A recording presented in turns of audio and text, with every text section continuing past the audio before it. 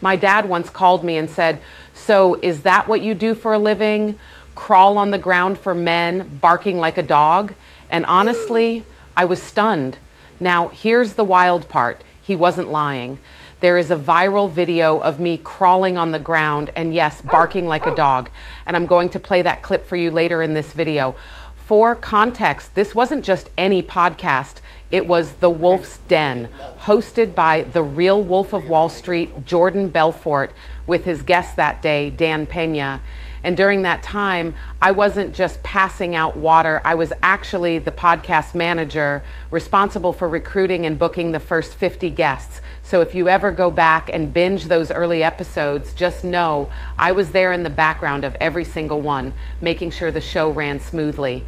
But before you laugh or judge, I want to explain something bigger, because what you're about to see isn't really about embarrassment. It's about being an INFJ. So yes, I'll show you the clip in just a minute, but when you watch it, I want you to look deeper, not just at me crawling on the ground, but at the way intuition quietly shows up, even in the strangest, most unexpected places.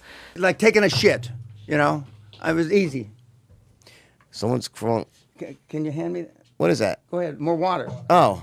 More water. I got nervous. You know why I got nervous? I'll tell you why. Because when Lisa crawled over here with that, Lisa has a talent. I bet I. No. You have no idea. Okay. Lisa has a talent. Would you be willing to show it on the podcast? Okay, Lisa, come on. Lisa has a talent. I want you to show Dan Pena your talent. Okay, Lisa. I believe everybody has a unique talent. Okay, Lisa can bark like a fucking dog. Watch this. No shit. Fucking bravo.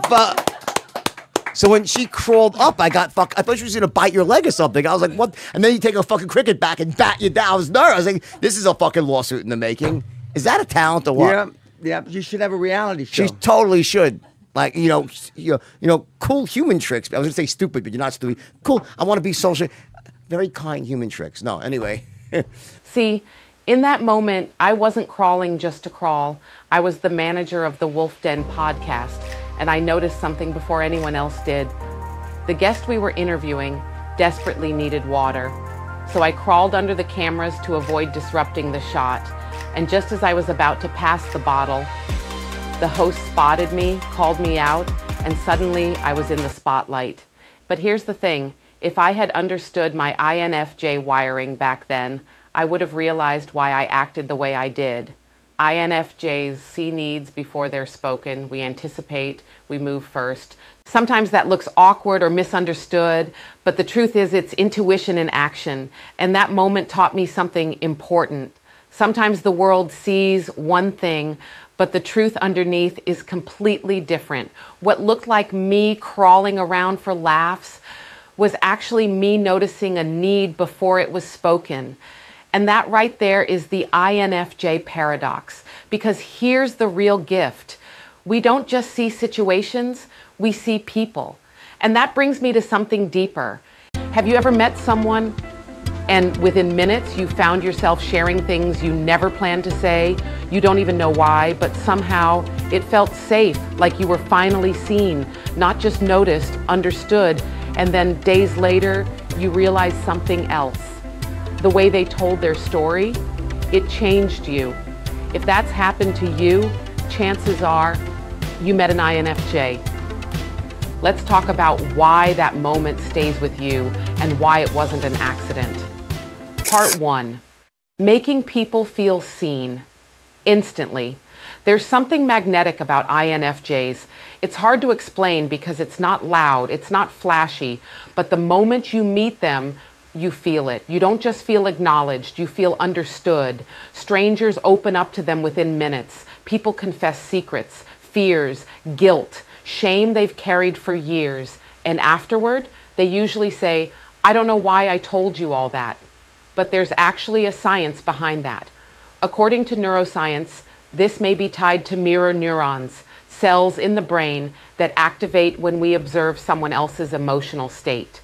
When someone is present, calm, and fully attuned, like an INFJ often is, it allows the other person's nervous system to feel mirrored and regulated. This creates something researchers call empathic contagion, a subconscious feeling of emotional safety that makes people drop their guard. This also connects to something called co-regulation, a concept from polyvagal theory. It's the idea that our nervous systems sync with others through presence. When someone has a calm, grounded vibe, like many INFJs do, other people literally start to calm down around them. Their heart rate slows, their emotional walls soften. In fact, there's a study called the still face experiment, where a parent stops responding to their baby's emotional signals, even just for 90 seconds. The baby panics, cries, reaches. What it shows is that connection isn't a luxury, it's regulation. INFJs, even as adults, offer that same baseline emotional safety to others just through stillness and eye contact. That's why strangers open up. You become the safe mirror they never had. That's not just intuition, it's biology. What you feel around an INFJ is not just your energy, it's your nervous system saying, it's okay, you can exhale now.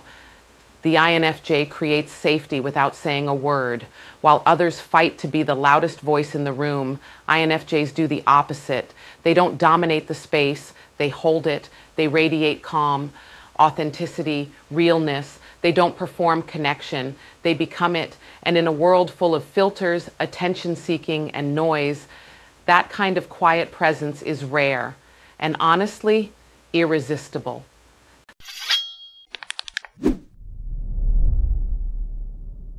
Psychology calls this unconditional positive regard, the ability to accept people without judgment. Therapists train for it. INFJs embody it. They don't just hear you. They reflect something back that makes you feel valid even when you're falling apart. But here's the cost. That kind of emotional presence drains you, because when you're constantly holding other people's pain, when you're absorbing their emotions, their confessions, their stuff, it starts to feel like you're living multiple lives, your own and everyone else's. That's why INFJs need solitude, not because they dislike people, but because they have to release all the emotion they've taken in. So let me ask you, have you ever met someone who made you feel more seen in 5 minutes than your own friends did in 5 years? Drop a brain emoji in the comments if you've had that experience. And if you are that person, let's talk about the other gift you probably have. Part 2. Storytelling that teaches without preaching. Most people give advice by telling you what to do. They give instructions, fix-it lists, pep talks. INFJs, they do something far more powerful. They tell a story. They don't say, you need to leave that toxic relationship. They say, you know, I had a friend once who spent years trying to fix something that only hurt her more. And when she finally walked away, she didn't just find peace, she found herself again. And by the end of that story, you're not being told what to do. You're feeling what's possible. You connect the dots yourself. The lesson doesn't land like a lecture, it lands like a revelation. Psychology backs this up too. Researchers call this indirect communication, and it's one of the most effective forms of influence and teaching because humans are wired for story. When we hear a narrative, our brains light up in the regions that process empathy, memory, and self-reflection. That's why INFJs can say less and still leave a deeper impact. But here's the controversial part. Because INFJs are so good at this, people often forget how much effort it takes crafting the right story, sensing the right timing, delivering it with just enough vulnerability to build trust but not overwhelm the listener. That's not just talking, that's emotional labor. And yet INFJs rarely take credit for it. They think they're just sharing a thought, just being helpful. But in reality, they're changing lives in real time. Their stories rewire people's direction, reshape their beliefs, and often plant seeds that bloom months or even years later. Quick reality break. INFJs aren't therapists. We're not emotional dumpsters. Being able to hold space doesn't mean you're supposed to hold everything. There's a difference between presence and self-abandonment.